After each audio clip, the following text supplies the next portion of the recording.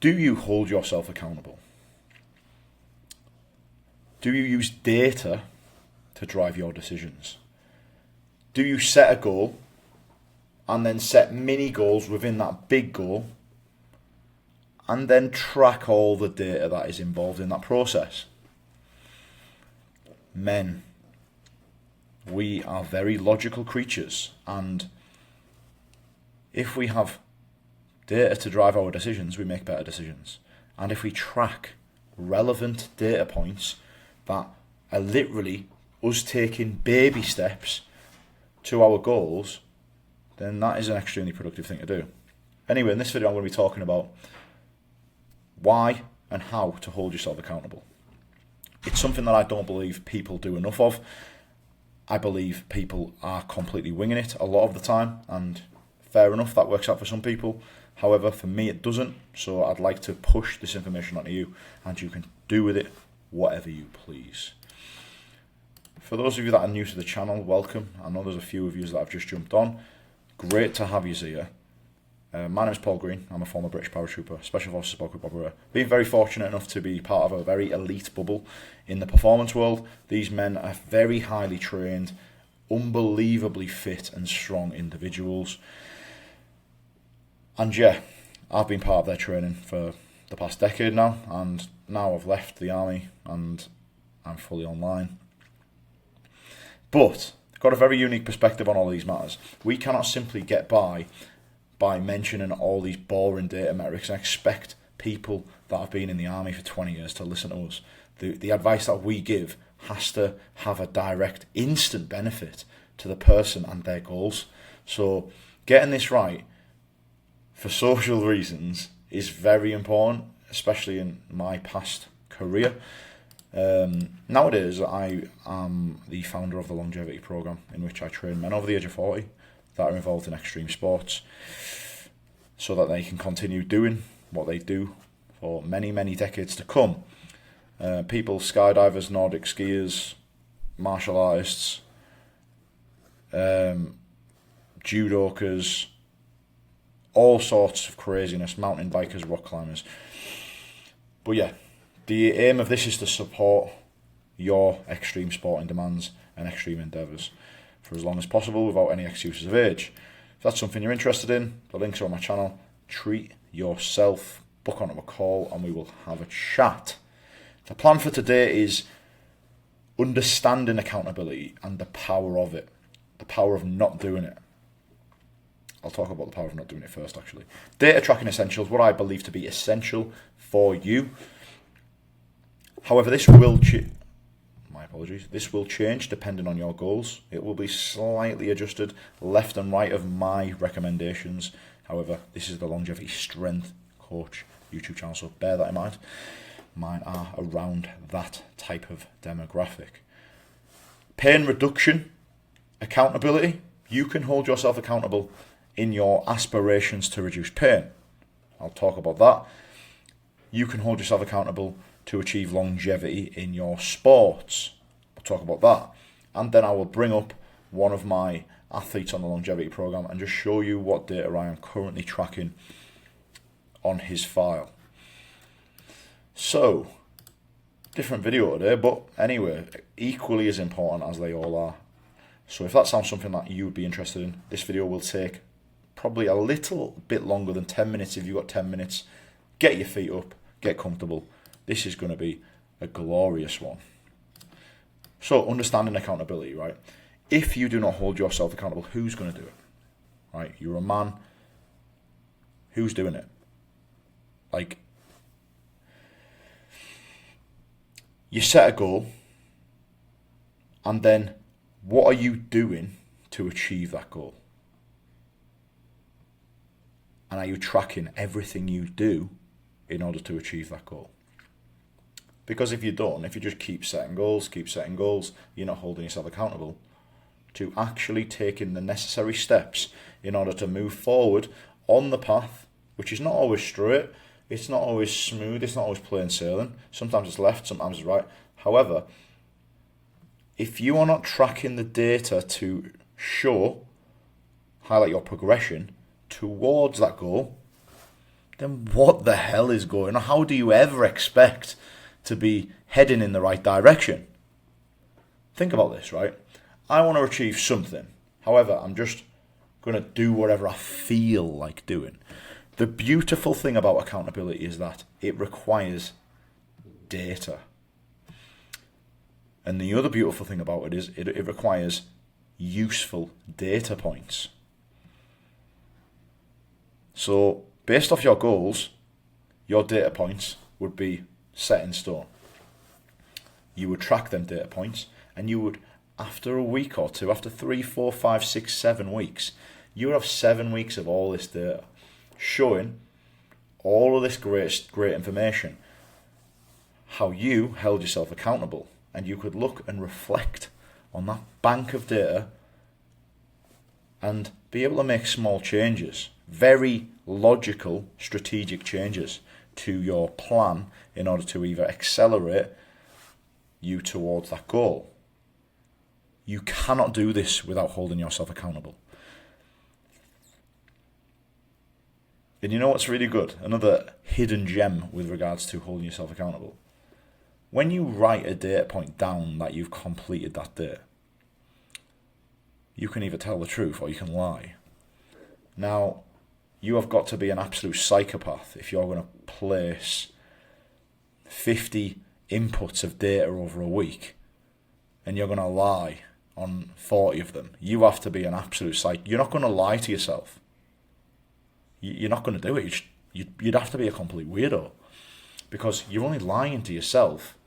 And if you're riddled with, if you're a complete liar, then you're never going to achieve anything. So that's the overview. Getting it wrong, winging it. You can wing it in life, lads. Honestly, I'm the biggest example of that. But doing it in a way where you hold yourself accountable is unbelievable. Because if you don't hold yourself accountable, who the hell is going to? Who the hell's going to? Yeah, of course you can hire a coach like me to do that for you. However, if you do it for yourself, save yourself some money, and you can achieve probably similar results on your own. Or at the very least, just understand the power of it. You know what I mean? Right, the essentials. Weight, body fat, photos. Input. So if you've got a weight management goal, this clearly is, if it's weight gain, if it's weight maintenance, or it's weight loss. These are important. Daily weight tracking, essential. Body fat, essential at the start, knowing your body fat percentage. Photos double up with weight really nicely, because they can kind of visually tell whether you're gaining muscle in certain areas and you're losing fat. Because weight alone is not good enough, so you need to double it up with another data point. So photos weekly. So these three are great if you have weight management goals. Now, if you do not do these, you will not achieve your weight management goals. If you don't weigh yourself very regularly, if you don't take weekly photos, and you haven't got a clue what your body fat percentage is, you might as well throw the idea of you losing body fat in the bin. Do it. Next, input. If you have any weight management goals, weight gain goals, or any performance, high performance, or any high cognitive performance demands or goals, this needs to be tracked. Your feeding, your calories, your protein, fats and carbohydrates. Obviously, they're going to change on the thing that you are doing. If you're ultra endurance, there's going to be probably double the amount of calories that somebody who's not ultra endurance, maybe a rock climber. If you are a chess player, there might not be that requirement for carbohydrates. It might be high fat, high protein for the cognition. Hydration, summer months, winter months. If it's winter in Canada, do you need as much water as you would summer in Saudi Arabia? Do you know what I mean? All of these things need to be relevant to your goals. However, this needs to be tracked for everybody. Input needs to be tracked for everybody. What you eat every day. calories, protein, fats, carbohydrates. How much water you're drinking. Your supplements. Supplements for longevity include protein powder, collagen powder, omega-3, electrolytes, and another one. Come on. I like greens powder. Some greens powder, vital greens powder is absolutely amazing. Anyway, output then. Input, very important. Has to be done. If you haven't got a weight loss mission, this can be relaxed, okay? This has to be done. Output, this. All workouts. The weight. When you're in the gym, you are in control of all the variables.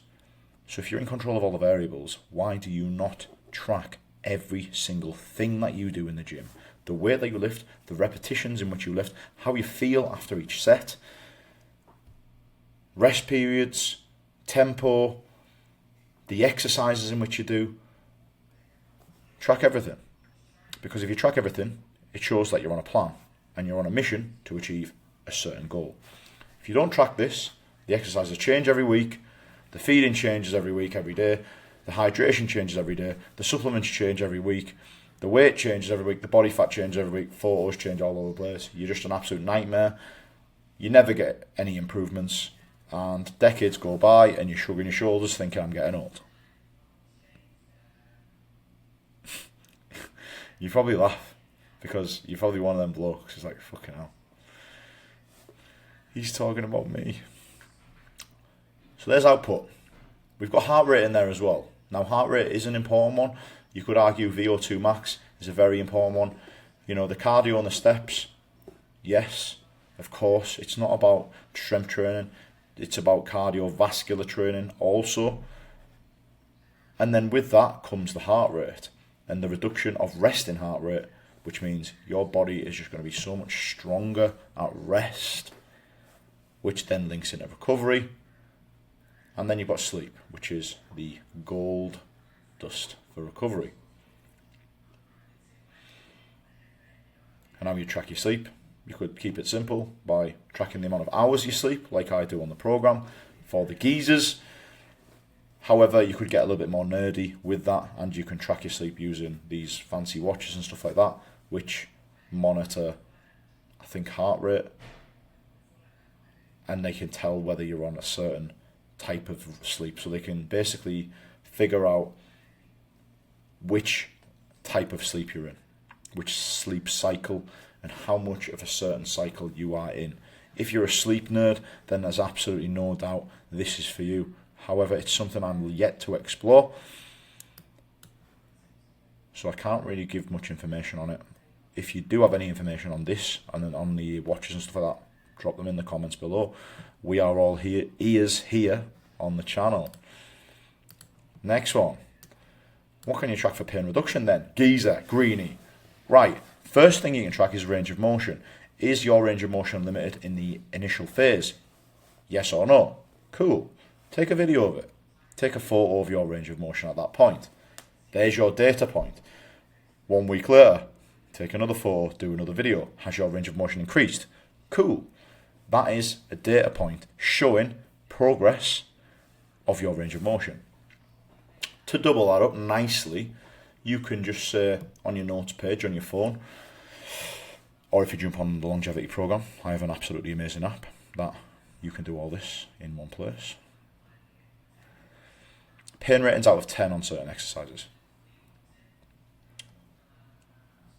If you know the exercises in which you're going to get you to your goals,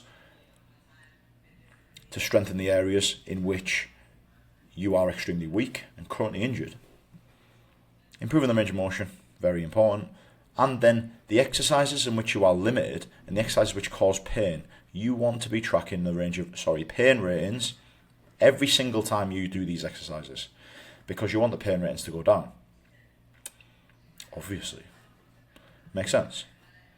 So if you're injured, these are two things that you should be doing every single time you train. For longevity in sports, just touch on it while I'm here.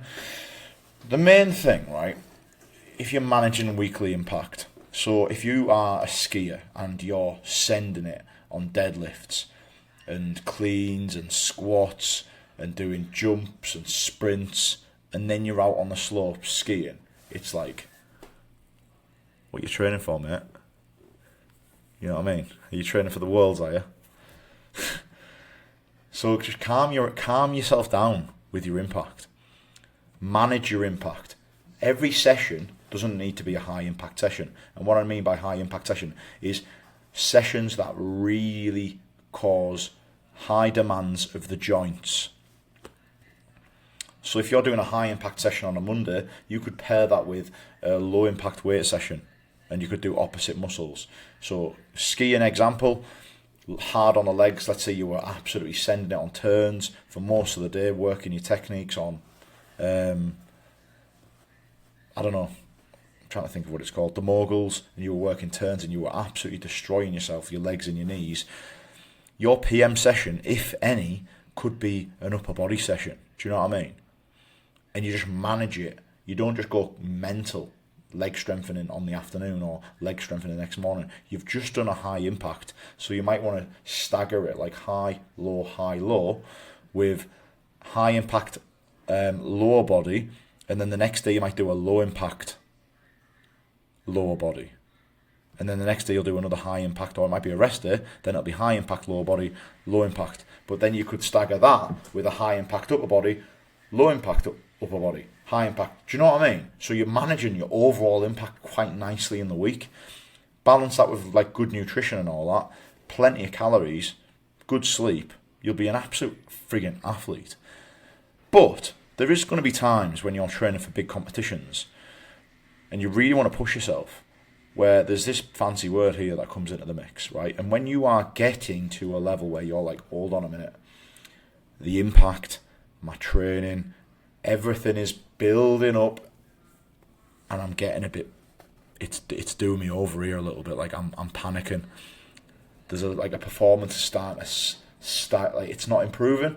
The data points aren't improving, they're staying the same, and you've got a competition in a couple of weeks, or a few weeks, 2 months. There's something called periodization. Periodization is where you beast yourself for a few weeks, 3 or 4 weeks, and then you have a week, deload week. And then for another 3 or 4, 5, 6 weeks, you enter an upward trajectory again with all the data points, and then you have a deload week. A deload week is where you reduce the volume and the intensity of pretty much everything in that week by 50%. It's kind of a chilled out week. But periodization is just how you train, the cycles in which you train to peak for certain times.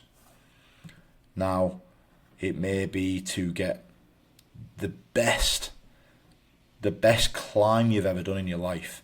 So it's literally boulder in season and you're absolutely destroying yourself. But you have to do this, like, if you're on the boulders day in, day out, you know, going hard, and then you're in the indoor climbing wall again going hard, you're not managing your weekly impact.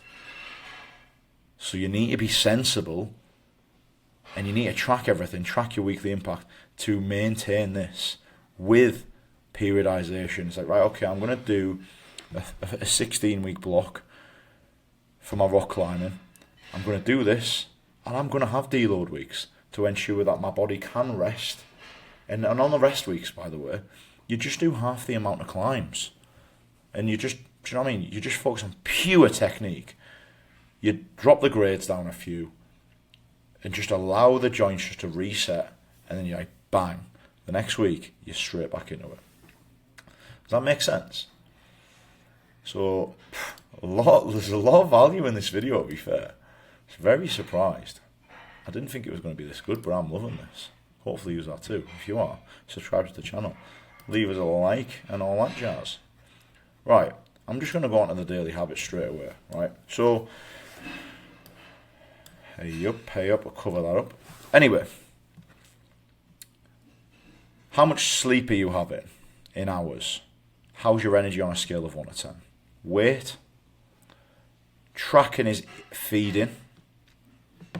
Steps and cardio in minutes. That's his daily. He does that every single day. So 1, 2, just over 10 data points per day. But as you can probably imagine, as the weeks go by, you can see the trends, you can see the data, and data drives decisions. Obviously, I have the knowledge on the changes to make if things don't go my way. However, things are definitely not going to go your way. We'll go on to, for example, workouts. Yeah, we'll give you a workout. So, calendar. So this geezer's pretty early into his program, a couple of injuries, and I'll just show you what it looks like. Not much data to go off in there at the moment. However, you see how it looks. We've got exercise, we've got how many sets, we've got what weight is lifted, how many repetitions, and then we start to build a really big picture of him heading in the right direction towards his goals. Now, all of these exercises are based off pain reduction, restoring range of motion, improving strength in areas that are weak to get him to be an absolute savage. Do you know what I mean? So, like, as you can see, the numbers improve, which are his goals. Like, it's so important that there's this accountability happening, right? Anyway, I'm not going to rattle on too much about it. You probably appreciate that real-world application.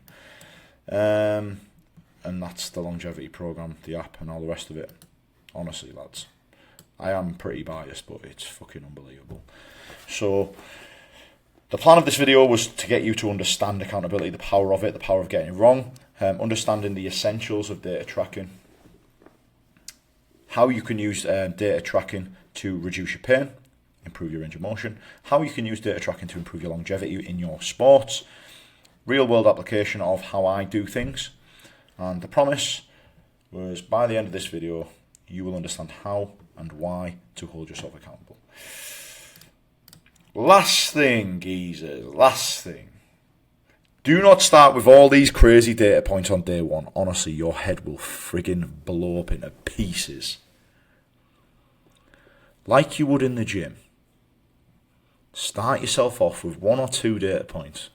And then every week, add another 2 data points. I'll say it this right. The first week on my program, someone's first week, it's a bit of a beast because complete culture change. So they start to train. They log their workouts. So they log their reps and their weight that they have lifted. I would say do that first. And then other than that, I would,